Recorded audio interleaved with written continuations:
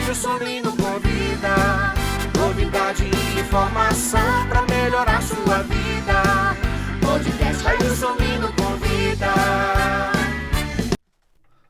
Olá, galera, estamos de volta aqui com mais uma edição do nosso podcast Ailson Lino convida. Sempre eu te digo, né? Assuntos relevantes, atuais, histórias contadas por quem fez a história, pelo próprio protagonista. E hoje estamos aí numa data propícia, né, para falar sobre um assunto que interessa a todos os trabalhadores e todas as pessoas que têm renda. Você sabia quando nasceu a contabilidade? Não. 8.000 anos antes de Cristo já havia os primeiros registros em pedras, em madeira, com argila, lá na China e no Egito Antigo. Um pouco mais para frente, 3.000 anos antes de Cristo, chegou o IR, o danado do leão, imposto de renda. Ali, na China e no Egito Antigo, os primeiros registros de cobrança do imposto de renda já para custear alguma coisa. Mais tarde, a Inglaterra, o Reino Unido, etc. e tal, já cobrava no imposto de renda para custear guerras, né? As duas grandes guerras mundiais, a Primeira e a Segunda Guerra Mundial, foi muito custeada, né, por cobranças de imposto de renda. Já houve época que até 92% de imposto de renda é para custear guerras. Mas isso aí já foi no passado bastante remoto, já não nos interessa tanto. Hoje é diferente, né? Vamos falar de imposto de renda. E já está conosco, mais uma vez, o nosso querido amigo Lier, como eu chamo ele. Bem-vindo de volta ao nosso podcast, rapaz. Você que fez um show, deu um show aqui sobre maçonaria e os seus conhecimentos vão muito mais além, né? És um grande contador, especialista em tributos e imposto de renda, hein? Rapaz, o que é que você sabe fazer? Pelo amor de Deus, você sabe tudo? Bom dia, amigo, ou boa tarde, ou boa noite, seja bem-vindo. Muito obrigado. Agora eu estou tentando aprender a tocar violão. Então, exatamente, o imposto de renda é um mal necessário para a gente, muita gente não gosta, mas também é minha cachaça estudar. Eu tenho pós-graduação em Direito Tributário pela UFBA e me especializei também em imposto de renda de pessoa jurídica, que faço há mais de 30 anos. Então, vou te explorar bastante aqui, tá? Eu já incorporei toda a nossa população que está nos assistindo, eles estão me mandando aqui insights, tá? Para fazer perguntas como se fossem eles. Claro, né? Eu também vou fazer as minhas aqui por debaixo, né? Implicitamente, sou eu que quero saber, né? Que legal, o imposto de renda. O leão realmente mete medo ainda, Lier? Sim, para alguns contribuintes ele é bastante feroz, bastante veloz, porque algumas pessoas se expõem de forma demasiadamente e de forma desnecessária.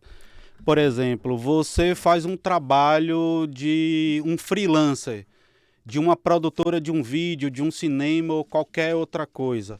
E se essa produtora reteve o imposto de renda seu e você não declara para a Receita Federal, você acaba ficando exposto. Por conseguinte, a Receita Federal vai te procurar por conta dessa falta da declaração, pagando uma multa de R$ 165,74. Então vamos organizar aqui as coisas para que nossos telespectadores, nossos seguidores, nossos ouvintes possam entender a cada situação, né? Eu vou me colocar aqui na pele de cada situação para que a gente possa atender a nossa galera. Vamos lá. Eu sou um profissional liberal, tá? Nem MEI eu tenho, eu sou um avulso, tá bom? Eu presto serviço para você.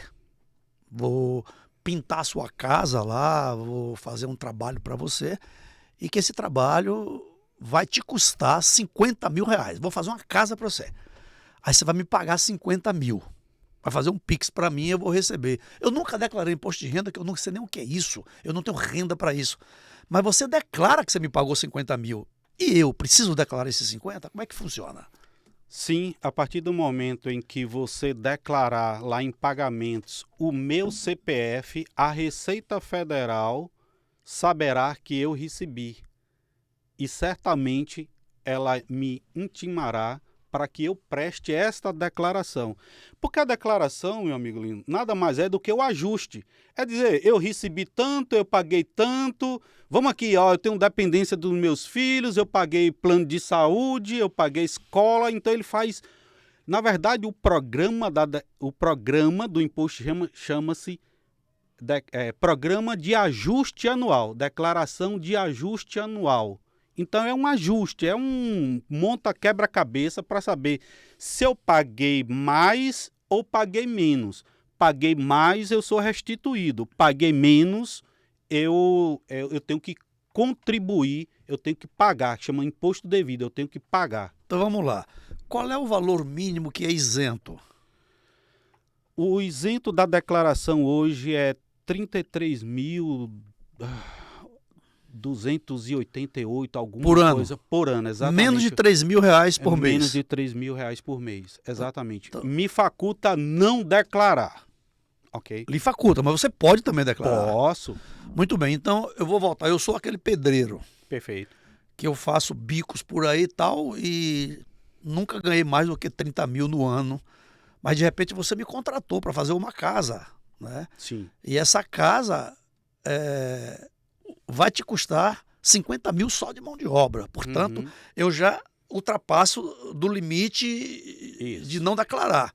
Eu nunca declarei. Você me pagou os 50 mil. Você vai declarar que me pagou. E aí eu tenho que declarar que recebi. Daí eu vou pagar imposto sobre esses 50? Sim, exatamente. Que tipo de imposto eu pago e por que eu estou pagando? Você vai pagar o imposto de renda em função dessa renda de 50 mil, mas o governo, ele lhe faculta, ele lhe dá também o direito de você informá-lo, né, de que você tem dependentes, de que você pagou plano de saúde, de que você pagou uma consulta de dentista, você tem essa possibilidade de fazer esse ajuste nos pagamentos e quem sabe você não precisaria nem pagar, mas você é obrigado a declarar.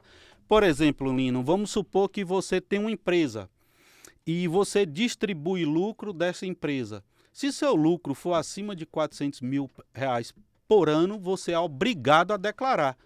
E olha, lucro no Brasil não paga imposto desde 1996. Todavia, não está desobrigado da declaração.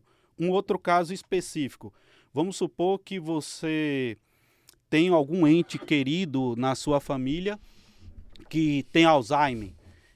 O fato desta pessoa ter Alzheimer, você entra com um processo na Receita Federal e tem a isenção do pagamento do imposto. Isso é muito importante, gera muita confusão. Só Alzheimer ou qualquer outro tipo de doença degenerativa? Algumas doenças previamente classificadas, cardiopata, pessoa que teve câncer, e aí ele não especifica qual câncer.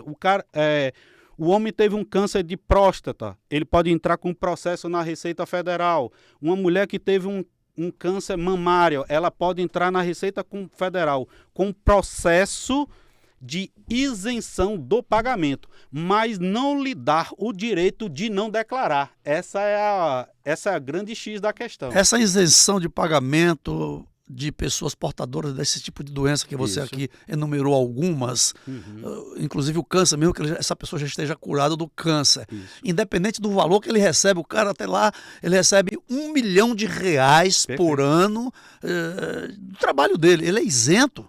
Sim, eu faço declaração de uma senhora, ela é portadora de demência, que no caso é classificada aí como Alzheimer, né? Que demência, Alzheimer é uma das classificações. Sim. Ela é isenta de imposto de renda e ela recebe R$500 mil por ano. E ela não paga absolutamente nada de imposto de renda. Todavia, ela não está dispensada da declaração do imposto de renda, mas do pagamento sim. E se ela achar que, já que ela é isenta de pagar imposto de renda, também chutar o pau da barraca, não vou declarar não? Qual é o mal que vem para ela? Uma multa. Porque não declarou. Porque não declarou. Ué, ela não pode pagar. Ela está dizendo pagar imposto, vai pagar multa? Então, exato. A legislação diz que você está facultado ali você entrar ou não com o processo de pedir a isenção. mas não lhe dá o direito de você, por conta própria, não declarar. A obrigação de declarar vai permanecer. Muito bem. Uma pessoa acaba de se aposentar com 3 salários mínimos que deve ultrapassar 3 mil, deve chegar a quase 4 mil reais. Uhum. Vamos dizer que a aposentadoria desta pessoa, independente de qual órgão que está pagando, se é o INSS, se é um outro órgão qualquer, se é uma poupança, uma capitalização, não importa. Acabou de se aposentar pagando 4 mil, que isso vai dar 48 mil reais no ano. E já supera o limite da isenção. Não é? Então, primeiro ano dele, recebeu 48 mil. Ele vai declarar apenas que recebeu 48 mil. Né? Ele também não declarou despesa nenhuma de plano de saúde, de dentista, etc. Só declarou que ganhou 48 mil. Por isso só, ele já recebe aí um boleto para pagar alguma diferença? Sim, é possível que ele tenha imposto a pagar. Porque o fato de você ser aposentado não lhe dá o direito de não prestar conta para a Receita Federal. Há um limite de idade.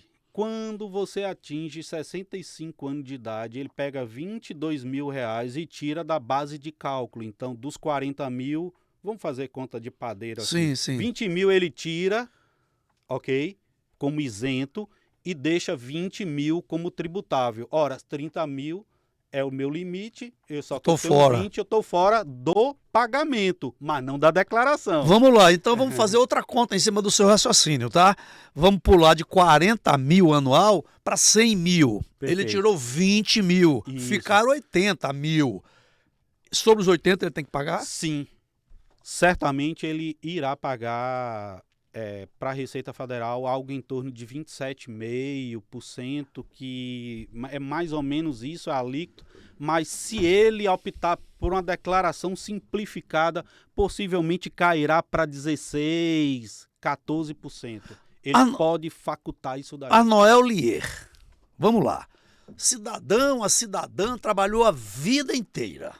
Enquanto essa pessoa estava na labuta, estava trabalhando, tá? Ele estava pagando seus impostos seu imposto de renda todo ano, declarando bonitinho, tal. Chegou o belo dia da aposentadoria.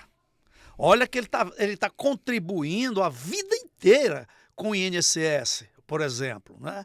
Aí completou a idade, essa pessoa vai se aposentar. Vou repetir, levou a vida inteira recolhendo imposto de renda, recolhendo o INSS, pagando imposto de renda sobre toda e qualquer movimentação financeira dele, sobre seu dinheiro que ele ganha, sobre seu salário. Chegou o dia da aposentadoria.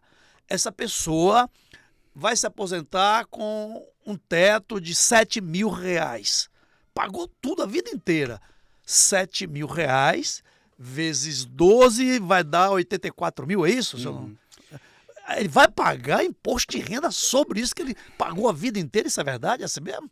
Sim, lamentavelmente sim. E ainda que ela tenha 104 anos de idade, ela pagaria imposto de renda, porque imposto de renda não tem limite de idade, infelizmente. Mas eu nem falo pelo limite de idade, eu falo que aquele dinheiro que eu estou recebendo como aposentadoria foi o que eu paguei a vida inteira, inclusive imposto sobre ele. Agora eu vou receber um salário como aposentado, continuo pagando imposto sobre um valor que eu paguei a vida inteira. Sim, exatamente.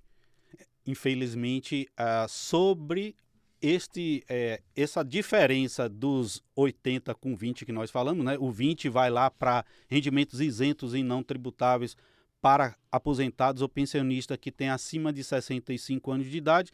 Os 80 vai para o campo rendimentos tributáveis. E independente da idade, independente dessa fonte de renda dela ali, se é aposentadoria, se ele foi pedreiro, se ele foi, enfim, não importa a renda, ele infelizmente terá que pagar imposto de renda. É a regra. A gente sabe que alguns impostos que o governo arrecada, né, tanto as três instâncias, né, Sim.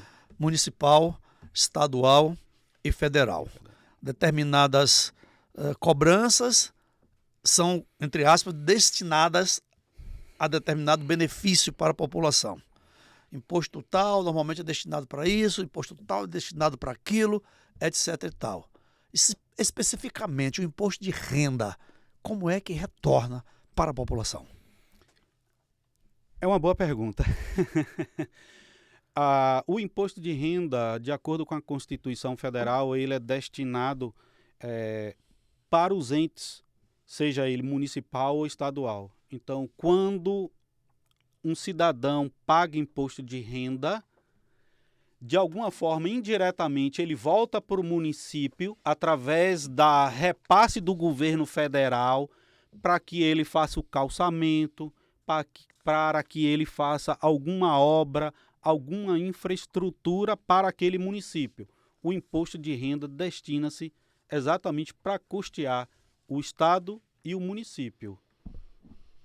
E no passado, acho que um pouco remoto, né? Segunda Guerra Mundial, Primeira Guerra Mundial e tantas outras guerras, em alguns países, o imposto de renda destinava-se a custear, né? Essas guerras, essas labutas, essas lutas.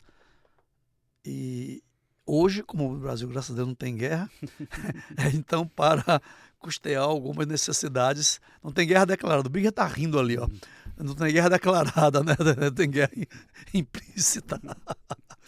Então, esse imposto de renda é exatamente destinado para esses fins que você acaba de falar. Tem uma coisa interessante sobre imposto, né?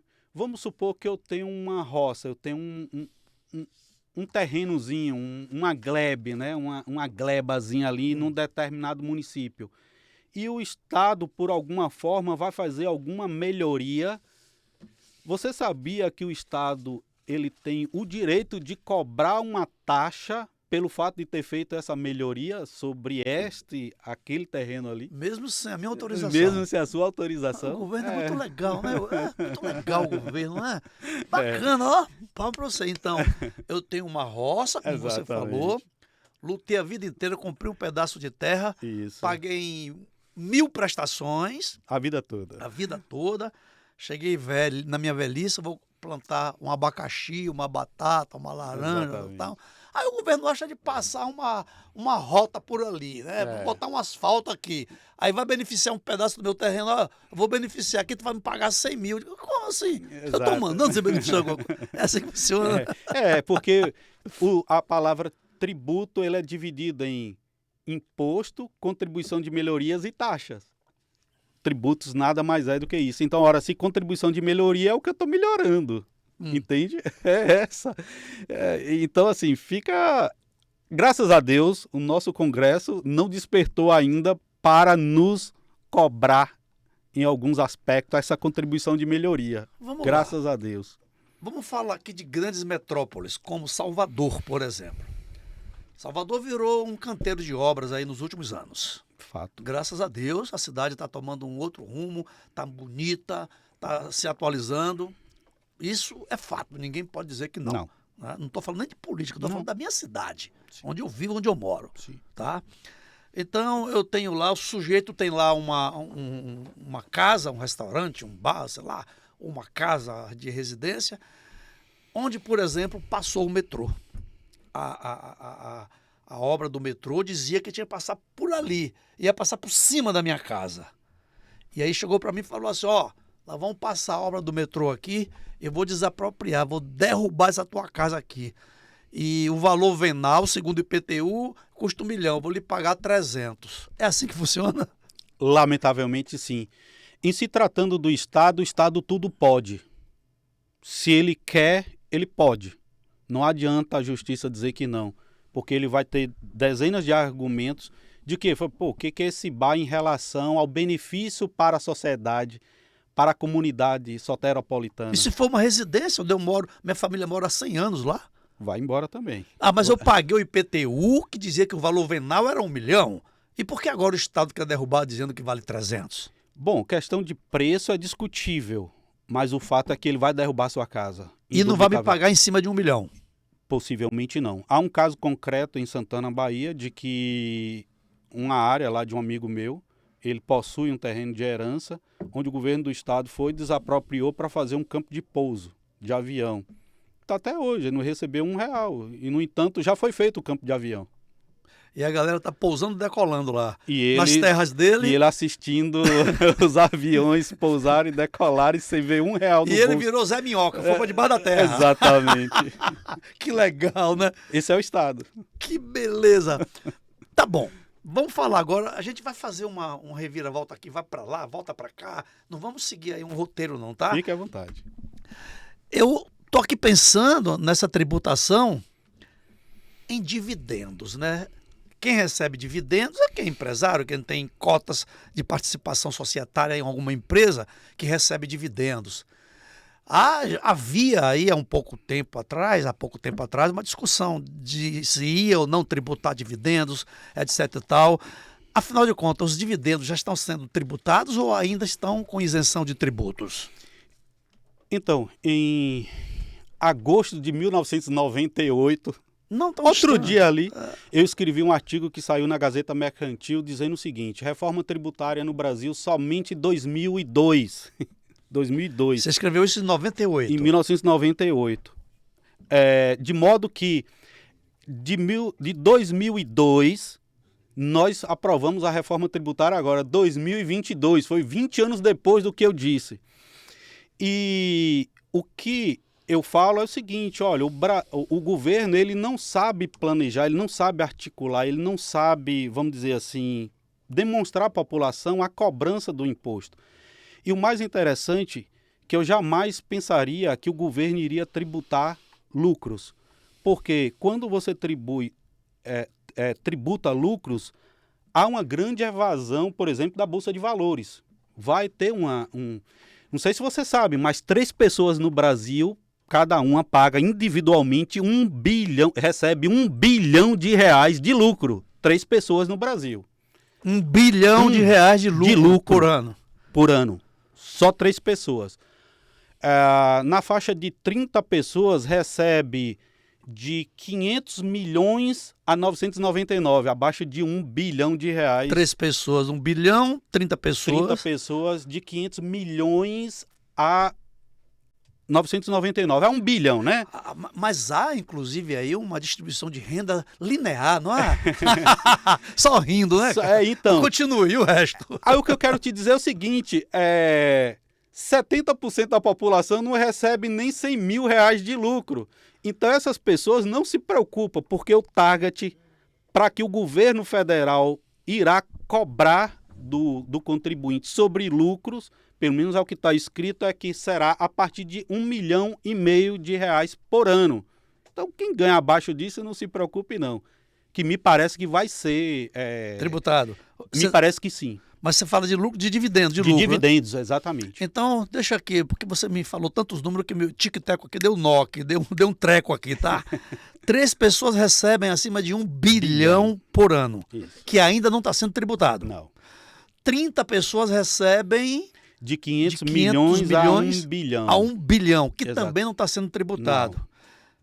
E você acha que vai ser tributado alguma vez? Algum ano, alguma vida, algum momento, em algum momento? Eu torço que não, porque eu não vejo isso com bons olhos no aspecto do investidor estrangeiro, desses fundos estrangeiros que apostam no Brasil e que, de certo modo, gera emprego aqui sim para o Brasil, porque na medida em que você investe numa empresa, essa empresa pega esse dinheiro e faz investimentos, entende? Faz melhorias, faz ampliação de plantas, etc. Então, na medida em que eu tributo, eu vou olhar para um lado, olhar para o outro e dizer assim, não, eu não vou investir mais no Brasil, eu vou investir em outro país que não me cobre imposto. Mas em outros países, Arnoel Lier, tem algum país que o leão é menos feroz do que o do Brasil? E quais os que são menores e maiores? Ou melhor, mais e menos feroz? Os países escandinavos, normalmente, eles são mais, vamos dizer assim, ferozes. A mordida de um imposto de renda dos países escandinavos são maiores do que o do Brasil. Mas, em compensação, há retorno para a população. Há 100% de retorno. Eu não preciso pagar plano de saúde.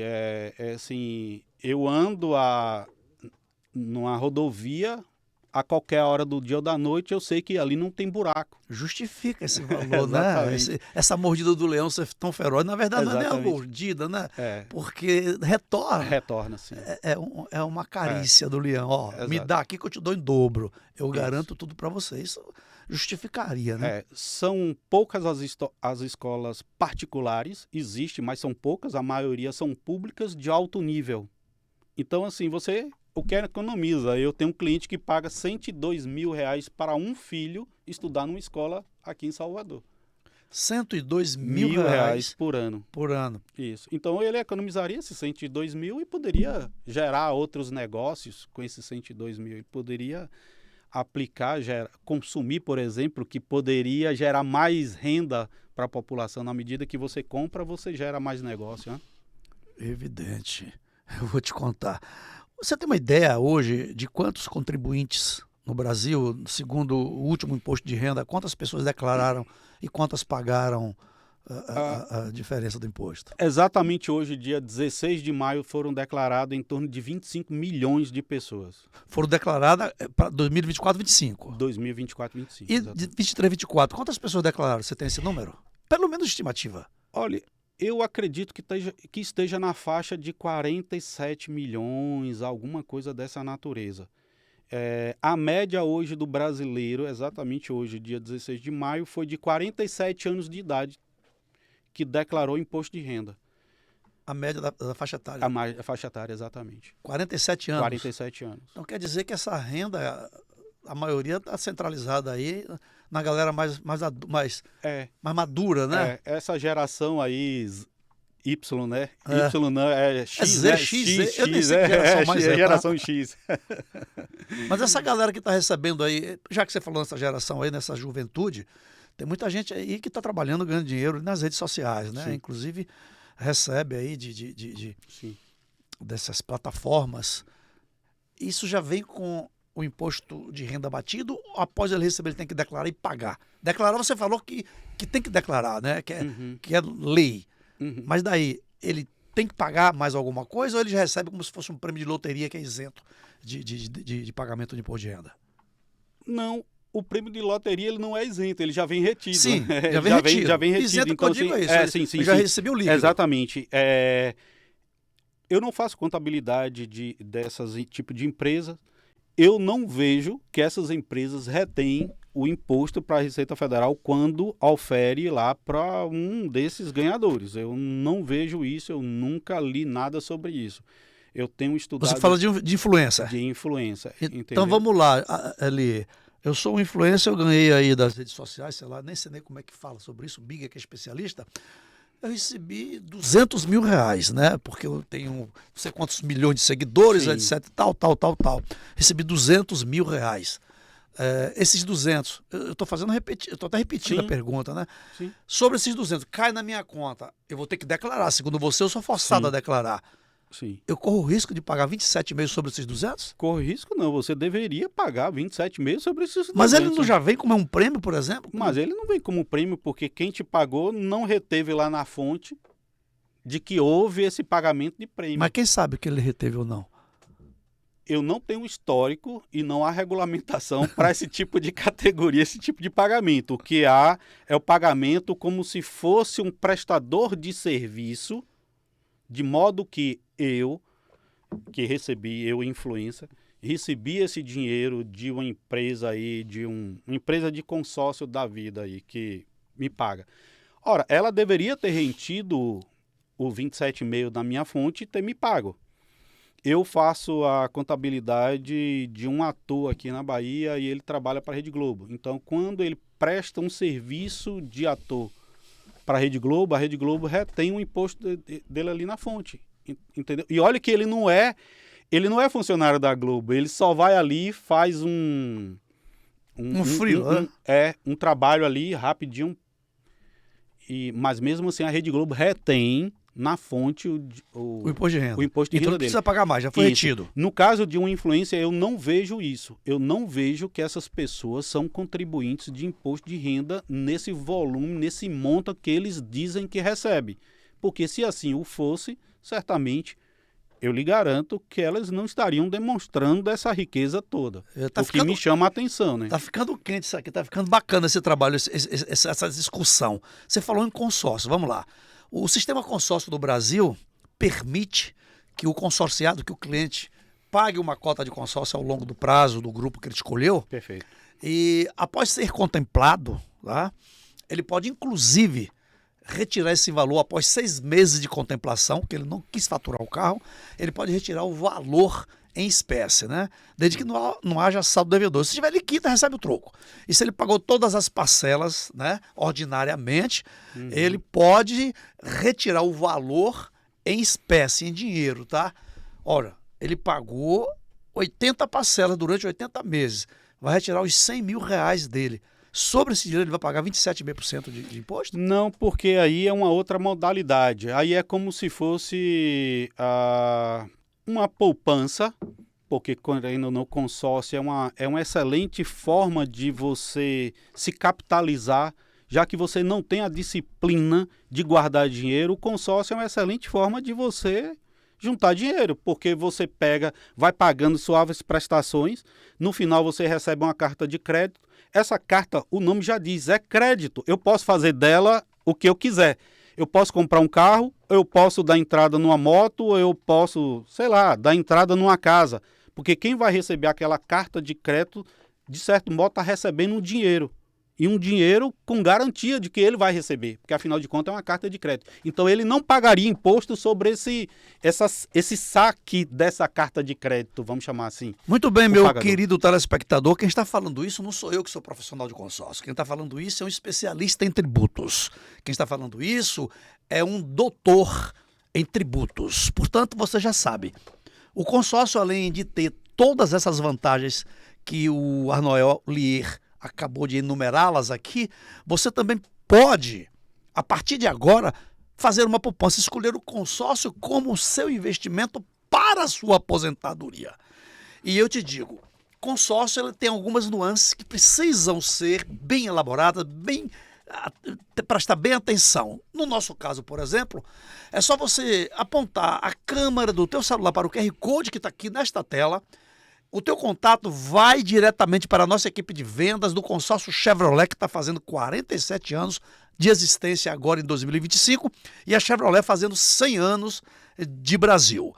Quando você faz o consórcio, você escolhe o crédito que pode pagar, a parcela que pode pagar, o prazo que você quer pagar.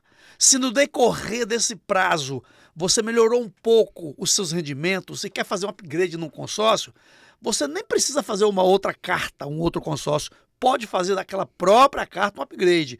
Exemplo, você pagava um consórcio de 80 mil reais, 800 reais de parcela.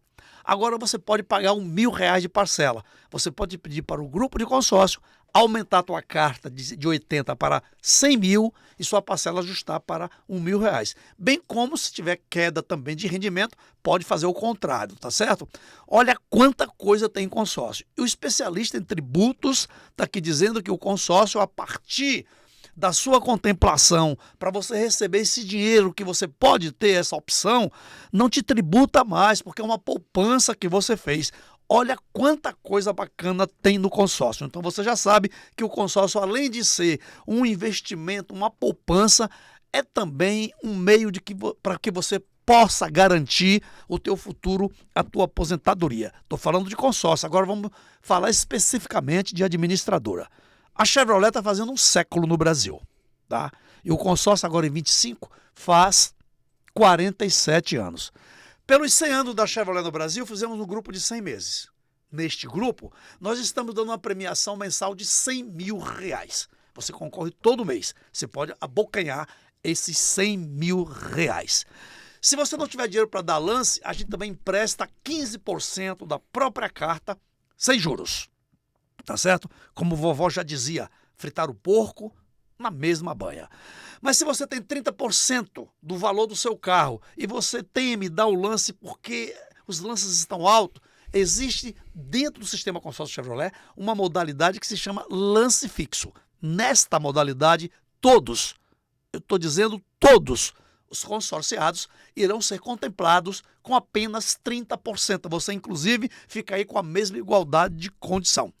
E se você tem um carro usado e quer colocar no negócio, mas não quer utilizar o valor do carro, quer apenas uma parte porque você quer um troco para resolver algum problema, alguma pendência financeira, também tudo isso é possível, chama-se troca com troco. Exemplo, você compra um Onix de 100 mil e você tem um outro carro que vale 50 mil que você está usando, tá? Você quer dar um lance de 30 mil, que esse seu carro vale 50, eu te dou o troco dos 20. Só te dou o troco quando você for contemplado para você não ficar sem carro. O carro vai e carro vem. Você me dá o carro seminovo, eu te dou o troco e o carro novo. Tudo isso é possível através do consórcio Chevrolet. Então, quem chega na frente bebe água limpa, quem espera nunca alcança. Aponte a câmera do teu celular para o QR Code que está na tela e venha conversar conosco. E venha ser o mais novo consorciado do consórcio Chevrolet. Espero por você. Você me instigou e aí eu não podia perder essa oportunidade, né? Esqueceu que eu sou vendedor? Uma coisa interessante também na declaração de imposto de renda é a questão da declaração do consórcio, entende, Lino? Vamos supor que você foi contemplado no consórcio do Onix que você falou aí. Sim.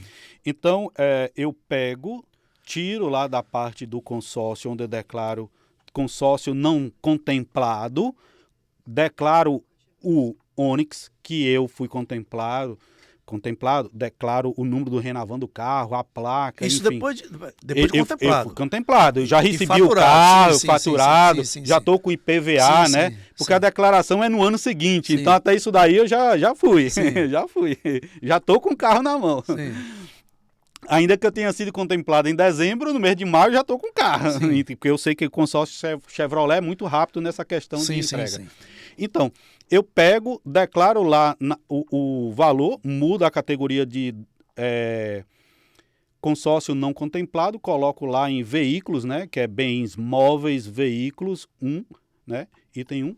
Descrevo lá que eu recebi no consórcio contemplado Chevrolet tal, o Onix, placa tal.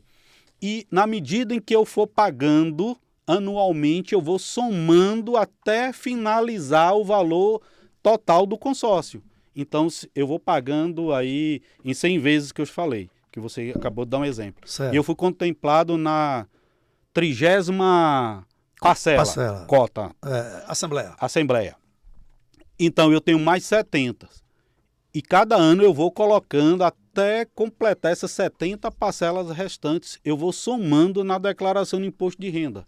Então, isso aqui é bacana. Enquanto eu não estou contemplado, eu entrei no consórcio agora, paguei a primeira parcela em janeiro. Isso. De janeiro a dezembro, eu paguei 12 parcelas. Perfeito. Maio do ano seguinte, eu vou declarar.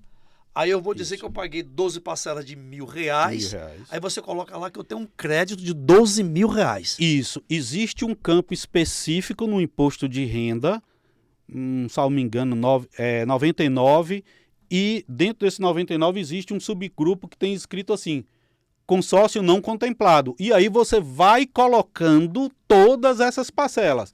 Aí o primeiro ano eu paguei 12, segundo ano paguei mais 12, então já fazem 24. Sim. Aí você coloca lá, paguei 24 parcelas, tal. Resta 1. Tô chutando aqui. Sim.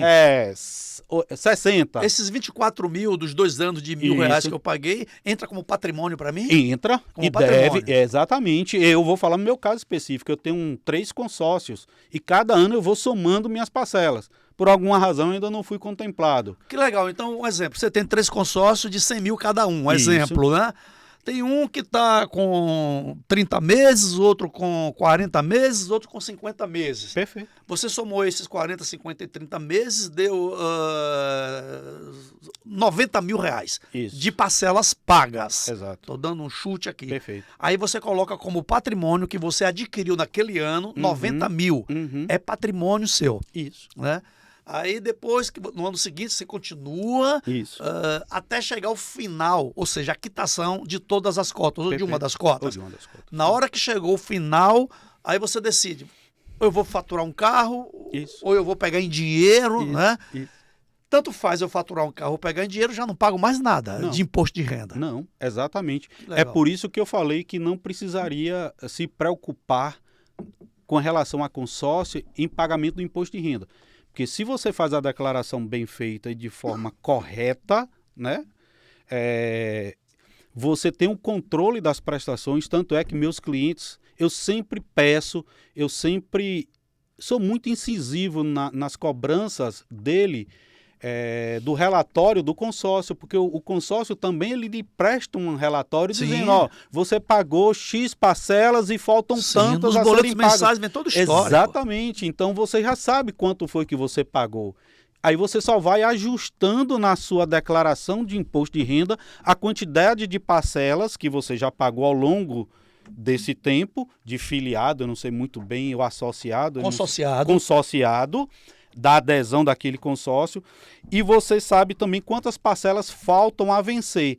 E quanto você já pagou. Isso é ótimo para você ter um controle, para você dosar. Ó, já cheguei meus 30%, então está na hora de eu dar meu lance. Ótimo. Se você tem essa maturidade para você acompanhar isso, e você pode planejar, você fala, não, olha, falta tão pouco para eu ter os 30%, então eu vou dar um lance agora, porque o ano que vem eu já posso ser contemplado aqui e tal, eu já posso adquirir meu carro novo. Então isso é que é bacana, Alan. Legal. Agora, dentro desse raciocínio, meu caro Arnoel, o cidadão está pagando, o consorciado está pagando Sim. parcelas ordinariamente, né, mensal, pagou um consórcio em 100 meses. Uhum. Ele não foi sorteado. Estou dando um exemplo. É muito difícil, é quase impossível ser mesmo ser sorteado, porque o consórcio costuma antecipar, porque tem muito crédito no fundo comum.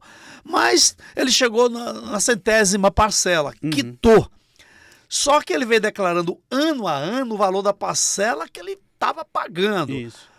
Ao longo deste ano, se ele somar os valores absolutos que ele pagou, chega a 110 mil, que ele começou quando o carro valia 100. Perfeito. Chegou no final 110 mil. Só que tem um detalhe. Ele somou as parcelas e chegou um resultado de 100 mil. Mas que, na verdade, já são 130 mil. Porque foi corrigindo. Ele não fez correção, ele somou boleto por boleto. Esse eu paguei 1.000, esse eu paguei 1.100, esse eu paguei 1.200, esse eu paguei 1.300. Quando somou tudo, deu 120 mil. E terminou. Só que o crédito dele não está em 120, está em 140 mil. Porque veio atualizando de acordo com o veículo. Então ele vai receber 140. Ele veio declarando que pagou 120, ele recebe 140. Sobre esses 20, excedente o que ele vinha declarando, incide algum tributo? Não seria justo cobrar, afinal de contas ele é um consorciado que vem sofrendo 100 vezes pagando ali, né, com todo zelo, na sua pontualidade, respeitando ali, né, seu fluxo de caixa e tudo mais. Não, ele não pagaria sobre esse excedente esses 20 mil reais, tá? Mas ele declara a partir dali que o patrimônio dele não é mais 120, conforme ele pagou. Exato. Passa a ser 140. O patrimônio líquido dele agora sem débito, exatamente. Né? Agora, ainda no consórcio, né? Vamos falar de mais uma outra situação que acontece com os consorciados. O cidadão entrou no consórcio de 100 meses, pagou 50. Houve algum problema, ele foi forçado a desistir do consórcio. Parou ali. O consórcio continuou, a vida dele continuou, e ele continuou todo mês dizendo que pagou 50 mil. Depois 50 mil. Ele vai levar os próximos 50 meses declarando, ou seja, repetindo a declaração do mês anterior. Tá? E ele não tem mais esse dinheiro na mão, liquidez. Ele tem que esperar quando ele for sorteado, mesmo cancelado, ou quando chegar ao final do grupo, para ele receber esse valor que ele pagou, deduzível. Vai deduzir as taxas que são regulamentares, etc. e tal, e ele vai receber com a correção. Durante esse tempo que ele declarou em 50 meses, depois parou de declarar, não fez mais nada. O imposto de renda, o leão não vai cobrar. O que aconteceu? Você parou? Enfim. Caso concreto, eu fiz um consórcio em 1995 ali com o pessoal da Sanave, lá nas antigas... Lá no Bonocu? Lá no Bonocu. Foi com a minha equipe, com certeza. Certamente. Tá vendo aí? Eu nem te conhecia, hein? Isso aqui não tem jabá não, viu, gente? Não tem não, eu nem sabia que ele tinha isso aqui tá tudo improviso aqui. É verdade. Então, aí por alguma razão eu realmente parei de pagar. E fiquei esperando e, juro, esqueci que eu tinha isso. De repente, recebo uma carta na minha casa, você tá lá um crédito disponível para você receber. Eu falei, meu Deus, nem lembrava mais disso. E como você falou, se eu tivesse declarado naquela época, se eu tivesse a obrigatoriedade de entregar imposto de renda e eu tivesse declarado, certamente eu não me perderia de que eu ter pago. Sim, você é obrigado a permanecer, a declarar, você é obrigado a declarar e a permanecer declarado o valor que você pagou e que não foi contemplado no consórcio durante todo o tempo até você ser reembolsado. Porque imagine você o seguinte, você tem 50 mil de crédito desse consórcio pelo fato de você ter pago. Daqui 5 anos, o consórcio vai te reembolsar esses 40, ou 45, ou quiçá até o próprio 50 mil. Ora, vai entrar 50 mil na sua conta corrente. A Receita Federal vai lhe perguntar, ei, esse dinheiro vem de quê? Se você não provar de que isso vinha de um consórcio, que você tinha esse consórcio lá atrás, certamente a Receita poderá, daqui um tempo, né, que a informática, a inteligência artificial, o machine learning já está predominando na Receita Federal, certamente ela vai te perguntar e vai te autuar. E vai lhe dizer, olha, eu estou te tributando aqui porque entrou 50 mil, eu não sei a sua origem e você que tem que me dizer de onde é que tem esse dinheiro. Então, se eu consigo demonstrar de que eu sou cotista, né, daquele consórcio lá atrás, se eu era consorciado, eu não teria problema algum com o imposto de renda. Eu não terei problema algum com o imposto de renda. Isso eu lhe asseguro. Então, isso, Arnoel Lir, é o que é chamado malha fina, né? Quando Exato. há uma inconsistência, tipo uma dúvida, aquela história contada nas declarações, Sim. ficaram assim um tanto duvidosas, né? Sim. Não que ele esteja mentindo, Não. mas omitiu algo, ou algum número não bateu. Isso aí, nesse momento, é malha fina, é chamado para declarar, para explicar, é isso que funciona. Exatamente. A malha fina é exatamente essa incongruência do que eu declarei e que aquela fonte pagadora ou recebedora declarou. Um dos casos mais recorrentes de malha fina é pagamento de plano de saúde e pagamentos de despesas médicas. Porque às vezes o médico esquece de que você pagou aquela consulta e ele esqueceu de declarar o teu CPF no imposto de renda dele. Como recebeu. Exatamente, que ele recebeu. O credor. Como credor. Então, ora, a Receita Federal vai fazer um de para. Eu paguei para ele, né? Eu paguei para ele, sim. eu recebi de alguém. Sim. Cruzou, bateu o CPF, bateu. Meu CPF, eu coloco o seu e você coloca o meu. Mas se uma das partes esqueceu de declarar, Os dois caem na malha fina. Os dois caem. Porque ele vai perguntar assim, ei, por que você está dizendo que você recebeu? E outra dizer, porque está dizendo que você pagou. Você pagou e não recebeu. recebeu. É muito coerente, muito coerente. Entendeu? Isso que Agora, acontece. Lê uma coisa, você falou inteligência artificial, né? Sim. O mundo hoje está Sim. numa crescente extraordinária. Inteligência artificial. É fato, é verdade, que através de redes sociais, exemplo, cidadão está lá no Instagram, por exemplo, colocando lá que ele tem um iate, que ele tem não sei quantas casas, que ele tem... Está fazendo aquela coisa dos influencers, né? Enfim, o imposto de renda já vai lá nessa rede social ver que tudo aquilo que ele está declarando que tem ali vale 50 milhões e checa o imposto de renda dele, não tem declarado nem 500 mil, já há esse batimento de conta, esse encontro, já há essa malha fina? Já, e tem coisa mais grave ainda. Então me conta. Eu tive um caso específico que o helicóptero da Receita Federal saiu do Rio de Janeiro, foi para a Praia do Forte, fotografou naquelas câmeras big, todas as casas da Praia do Forte, voltou para o Rio de Janeiro e o auditor sentou na mesinha dele e saiu intimando todos os proprietários daquelas casas ali porque estava incondizente com a declaração de imposto de renda. Então, assim... E no Alphaville também, viu? A galera de Alphaville também. Eu já peguei casos. Essa galera que fica ostentando riquezas aí, se não for congruente com o que está escrito na declaração, malha fina. Total. Semana passada eu recebi 8 horas da manhã um telefone de um cliente meu desesperado.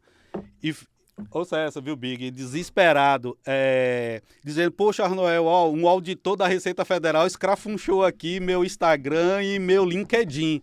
Eu digo, cara, não se preocupe, você não tem nada o que temer, então relaxe, sua renda é compatível com o seu patrimônio. E ele foi exatamente escrafunchar sobre o que ele estava recebendo com o endereço dele, que ele mora, um bairro nobre, para ver se está condizente. Para ver se ele não estava ostentando ou escondendo alguma coisa. Agora eu tá caindo a minha ficha aqui agora. Entendo porque é que Big só anda de Uber, declara que mora num bairro popular. Exatamente. Né? É por isso, mas a verdadeira grana dele tá guardada, que é para não cair na malha fina. Malha fina. Que legal, gente, eu tô levando aqui para base do bom humor, porque a coisa é séria. Me fala aqui, pode falar, não? O Estado da Bahia também já faz isso, não é só a Receita Federal. O Estado da Bahia também. Os auditores do Estado da Bahia também hoje já têm ferramenta, né? Que eles fazem esse tipo de inteligência, de captura de informações, não só em redes sociais, mas bem como a questão da movimentação bancária, né? Que vem essa história do Pix aí, que andou, essa história mal contada do Pix. Eu me preocupo e eu oriento meus clientes com relação a todo e qualquer movimentação financeira em sua conta corrente, porque sim, é passível de ser fiscalizado, sim, é passível de ser autuado pela uma falta de explicação condizente sobre aquela movimentação financeira. Exemplo, eu literalmente tenho 2 contas. Então, quando eu pego um dinheiro de uma conta minha e transfiro para outra conta, houve um movimento. Sim. Essa outra conta que recebeu aqui, houve um movimento. Mesmo que seja de você para você. Eu tenho que explicar, porque o cara vai ver lá, ele enxerga um número, ele só enxerga, movimentou 1 milhão de reais. Mas ele não enxerga quem foi o pagador, a fonte pagadora? Exatamente, não, ele não enxerga, ele só vê o movimento. Ó, movimentou 1 milhão de reais, chama ele aí. Aí você que tem que explicar, não, dinheiro meu que entrou e saiu, me entrou e saiu. Tivemos um caso no escritório onde tem essa operação de aplicação e resgate. Você já viu isso, né? Você tem um dinheirinho sobrando, o banco tira, aplica e depois você resgate. Então esse entra e sai.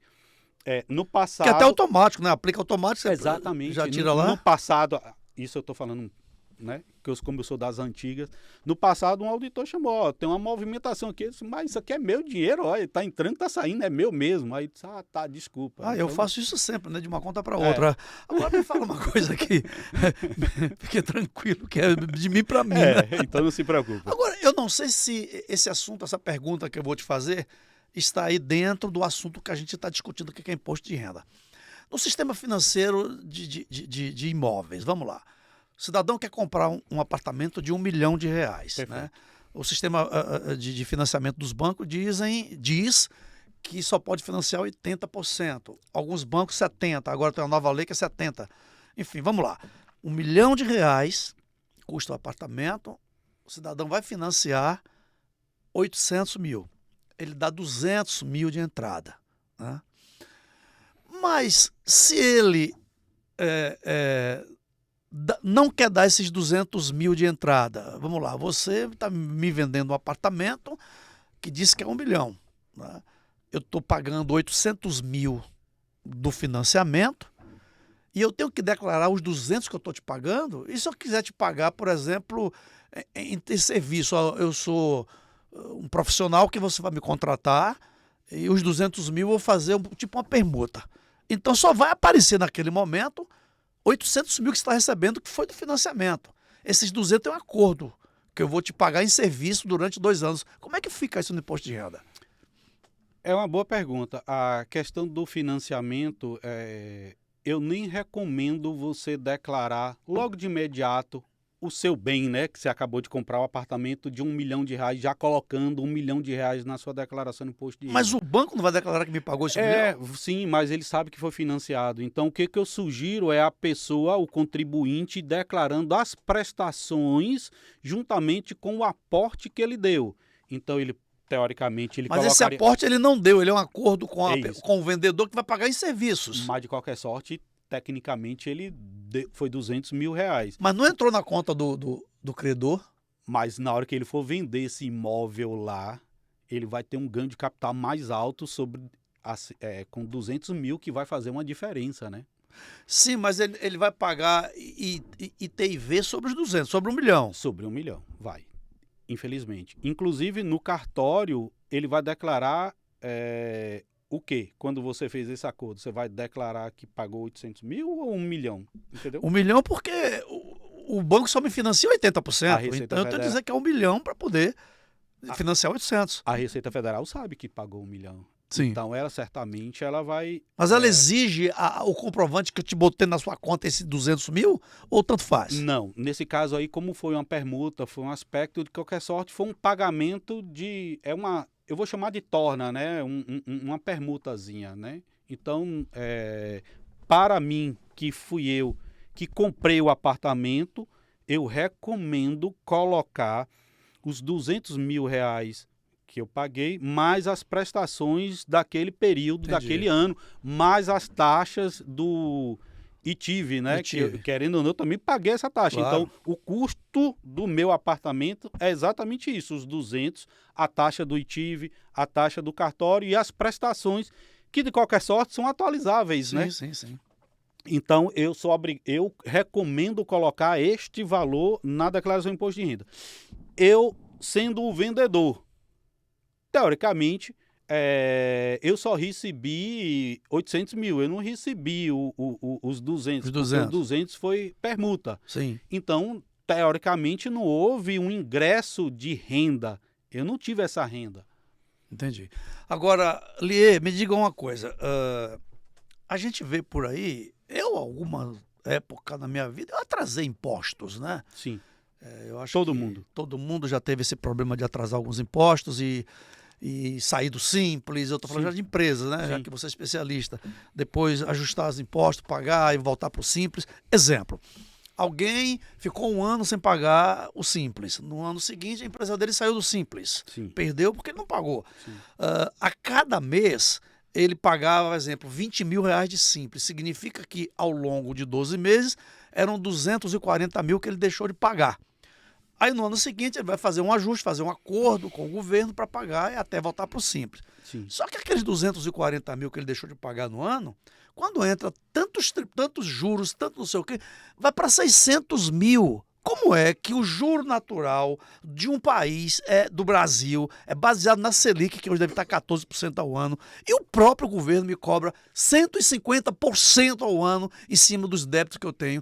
Isso é legal? Sim, é uma forma punitiva para que você não pague em atraso. Eu almocei com um futuro cliente, ele era um CFO numa empresa na Espanha, e a empresa que ele trabalhava ficou sem pagar o imposto de renda. Então ficou sem pagar, tipo, dia 30 de abril, dia 10 de maio, o auditor da Receita Federal da Espanha bateu na porta da empresa. Gente, com esse curtíssimo espaço. E disse mais, falou assim, ó, você tem que pagar até o final desse ano, senão eu fecho a empresa. Aí ele não conseguiu pagar, por questão de fluxo de caixa. Sim. Ele disse assim, se você não pagar, a gente vai fechar a empresa. Aí ele mostrou, por A mais B, de que realmente estava com um problema de fluxo de caixa. Ele disse, ok, passarem até 3 vezes. Só 3 vezes. Só 3 vezes. Só 3 vezes. E com juros absurdos. Só 3 vezes. Aqui no Brasil, a Receita Federal lhe faculta você parcelar em até 60 vezes. Eu concordo contigo quando diz que os juros é escrochante no aspecto do governo federal.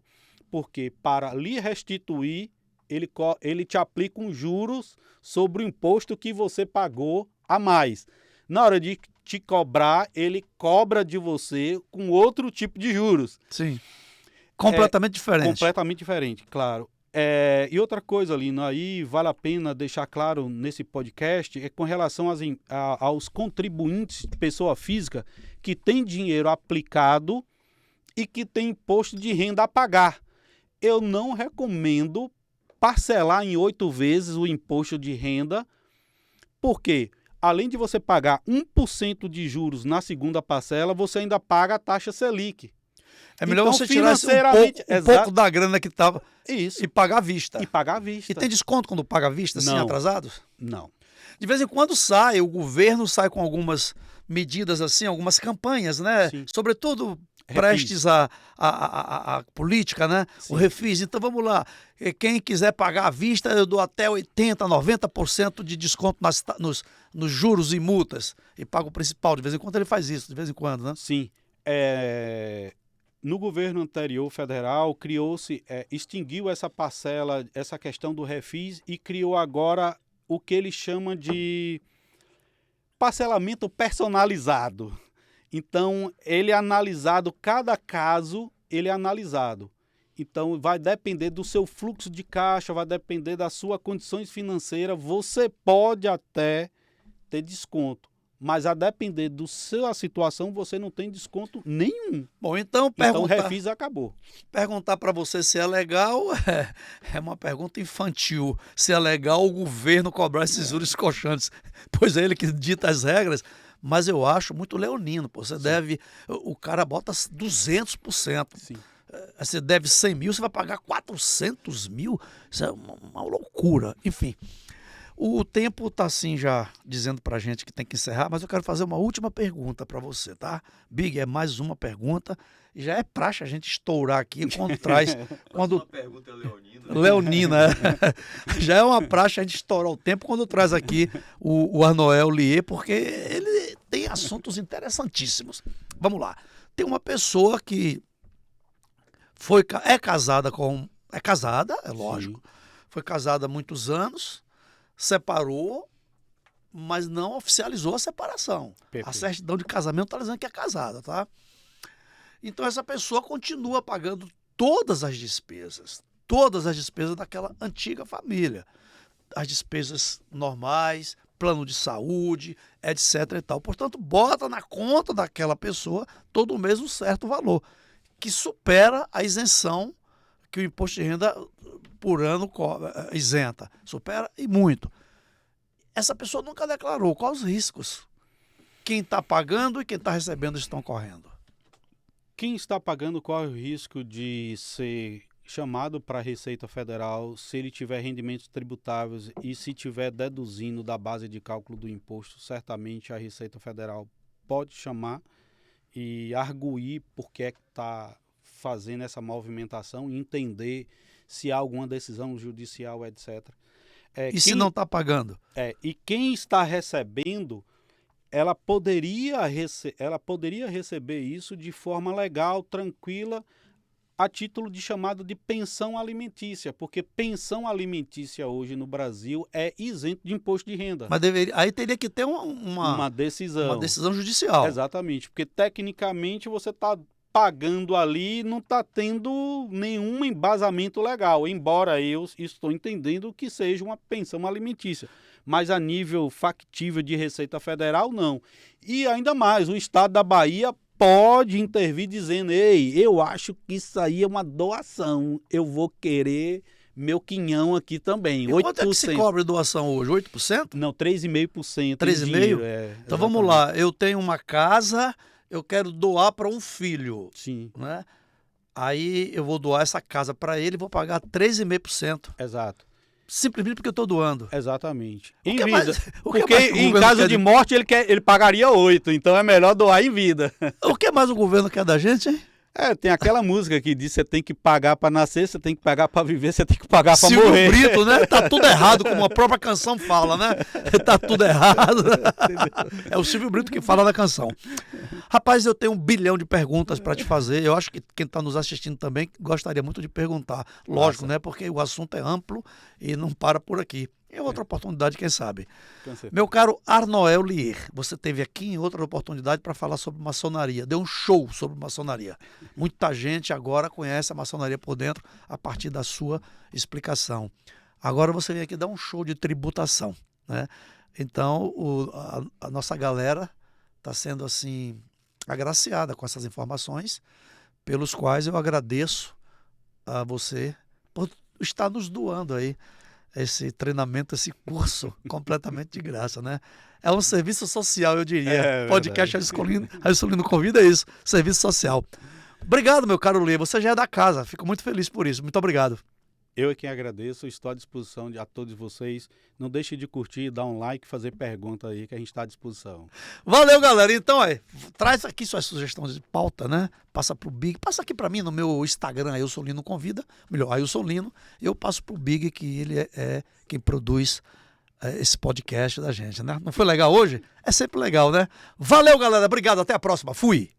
Ailson Lino Convida, novidade e informação pra melhorar sua vida. Podcast Ailson Lino Convida.